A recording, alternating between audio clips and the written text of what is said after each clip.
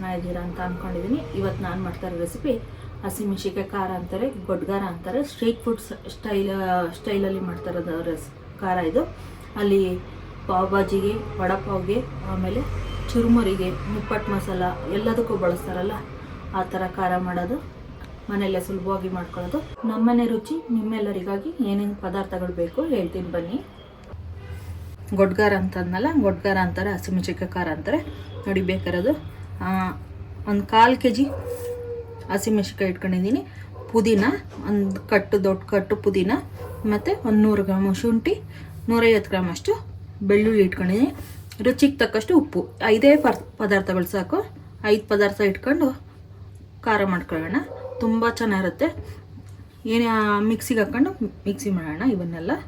ಬನ್ನಿ ಮಿಕ್ಸಿ ಮಾಡ್ಕೊಳ್ತೀನಿ. ಬೆಳ್ಳುಳ್ಳಿ ಹಾಕ್ಕೊತ ಇದ್ದೀನಿ ನಾನು ಜಾರಿಗೆ. ಏನು ಮೇಡಮ್ ಸಿಪ್ಪೆ ತೆಗ್ದಿಲ್ಲ ಅಂತ ಕೇಳ್ತಾ ಇದ್ದೀರಲ್ಲ, ಸಿಪ್ಪೆ ಇದಕ್ಕೆ ತೆಗಿಯಲ್ಲ, ಸಿಪ್ಪೆ ಸಮೇತ ಹಾಕ್ತೀನಿ.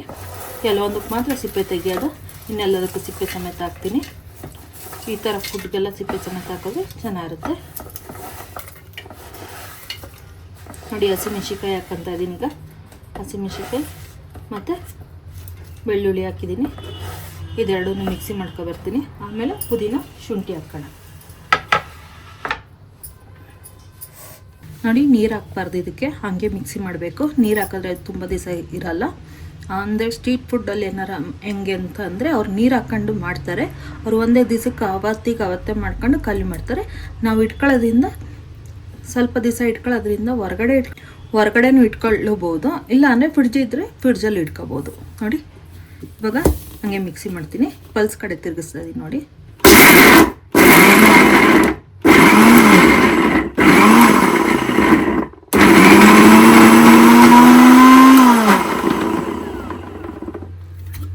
ನೋಡಿ ಬೆಳ್ಳುಳ್ಳಿ ಆಗಿದೆ. ಈಗ ಟಾಸ್ ಮಾಡಿ ತೋರಿಸ್ತೀನಿ ನಿಮಗೆ.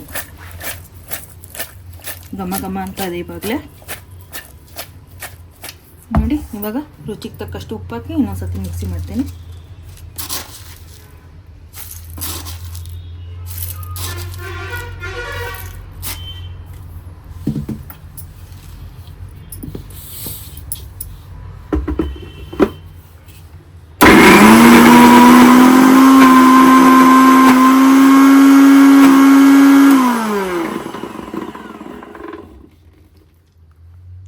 ನೋಡಿ ಉಪ್ಪು ಹಾಕಿದ್ನಲ್ಲ, ಉಪ್ಪು ಹಸಿಮೆಣಸಿಕಾಯಿ ಬೆಳ್ಳುಳ್ಳಿ ಅದರಲ್ಲೇ ನೀರು ಬಿಟ್ಟಿದೆ. ನೋಡಿ ಕೈ ಆಡಿದ್ದೀನಿ. ನೋಡಿ ಕೈ ಆಡ್ಬಿಟ್ಟು ಇನ್ನೊಂದ್ಸತಿ ರುಬ್ಬಿಟ್ಟು ಪುದೀನ ಮತ್ತು ಶುಂಠಿ ಹಾಕೋಣ.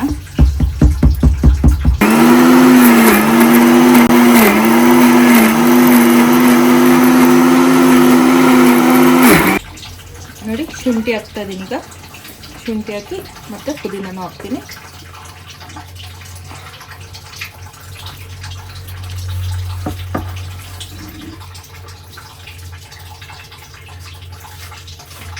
ನೀವು ಪುದೀನ ಎಷ್ಟು ಹಾಕಿದ್ರೂ ಅಷ್ಟು ಚೆನ್ನಾಗಿ ಬರುತ್ತೆ ಇದು.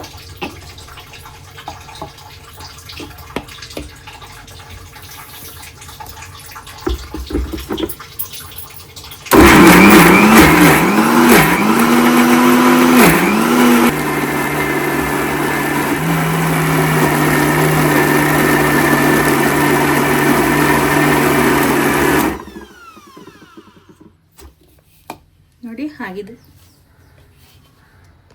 ನೋಡಿ ಆಗಿದೆ. ಘಮ ಘಮ ಅಂತ ಇದೆ ಇದು. ಎಷ್ಟು ಘಮ ಘಮ ಅಂತ ಇದೆ ಅಂದರೆ ಹಂಗೆ ತಿನ್ಬಿಡ್ಬೋದು ಅಂತ ಅನ್ನಿಸ್ತಾ ಇದೆ. ಅಷ್ಟು ಚೆನ್ನಾಗಿದೆ. ಮೇಡಮ್ ಇದು ಏನೇನಕ್ಕೆ ಹಾಕೋಬೋದು ಅಂತೀರ ಕೇಳ್ಬೋದು. ನಾನು ಹೇಳ್ದಂಗೆ ಸ್ಟ್ರೀಟ್ ಫುಡ್ಡಲ್ಲೆಲ್ಲ ಇದನ್ನು ಯೂಸ್ ಮಾಡ್ತಾರೆ. ನಮ್ಮ ಅಪ್ಪಾಜಿಯವರು ಚುರುಮುರಿ ಗಾಡಿ ಇತ್ತು, ಹಾಗಾಗಿ ಅವ್ರು ಮಾಡೋದು ನನಗೆ ತೋರಿಸ್ಕೊಟ್ಟಿದ್ರು.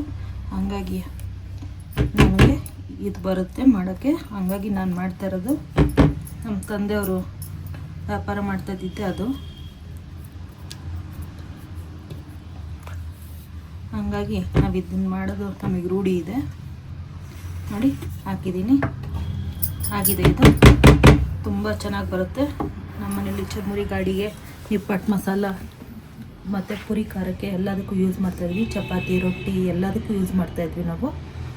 ತುಂಬ ಚೆನ್ನಾಗಿ ಬರುತ್ತೆ, ತುಂಬ ಚೆನ್ನಾಗಿರುತ್ತೆ. ನೆಕ್ಸ್ಟ್ ವಿಡಿಯೋದಲ್ಲಿ ಸ್ವೀಟ್ ಚಟ್ನಿ ಮಾಡೋದು ಹೇಗೆ ಅಂತ ಹೇಳ್ತೀನಿ. ಇವಾಗ ಸ್ವೀಟ್ ಚಟ್ನಿ ಅಂತ ಇದ್ದಾರೆ. ಮುಂಚೆ ಎಲ್ಲ ಮೀಠಾ ಅಂತ ಇದ್ರು, ಅದನ್ನು ಇವಾಗ ಇಂಗ್ಲೀಷಲ್ಲಿ ಸ್ವೀಟ್ ಚಟ್ನಿ ಅಂತ ಅಂತಾರೆ.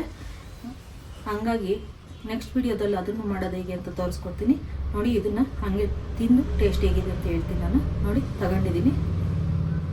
ನಾನು ಇದನ್ನು ಚಪಾತಿ, ರೊಟ್ಟಿ, ಆಮೇಲೆ ಇಡ್ಲಿ, ಸುಟ್ಟಿ ಇಡ್ಲಿ ಅಂತೀವಲ್ಲ ಅದಕ್ಕೆಲ್ಲ ಯೂಸ್ ಮಾಡ್ತೀವಿ ನೋಡಿ. ತುಂಬ ಚೆನ್ನಾಗಿ ಬಂದಿದೆ, ಖಾರವಾಗಿ ತುಂಬ ಚೆನ್ನಾಗಿದೆ. ತಿನ್ನಬೇಕು ಅನ್ನಿಸ್ತಾ ಇದೆ. ನಾನು ಮೊದಲೇ ಖಾರ ತಿನ್ನೋದ್ರಿಂದ ತಿನ್ನಬೇಕು ಅನ್ನಿಸ್ತಾ ಇದೆ. ಹಾಗಾಗಿ ತುಂಬ ಚೆನ್ನಾಗಿದೆ. ನೀವು ಮಾಡ್ಕೊಳ್ಳಿ, ಹೇಗಿದೆ ಅಂತ ಕಮೆಂಟ್ ಮಾಡಿ, ಲೈಕ್ ಮಾಡಿ, ಶೇರ್ ಮಾಡಿ, ಸಬ್ಸ್ಕ್ರೈಬ್ ಮಾಡಿ, ಬೆಲ್ ಐಕಾನನ್ನು ಒತ್ತಿ ನೋಟಿಫಿಕೇಶನ್ ಬರುತ್ತೆ. ನೀವು ಮಾಡ್ಕೊಳ್ಳಿ, ಹೇಗಿದೆ ಅಂತ ಟೇಸ್ಟ್ ಹೇಳಿ.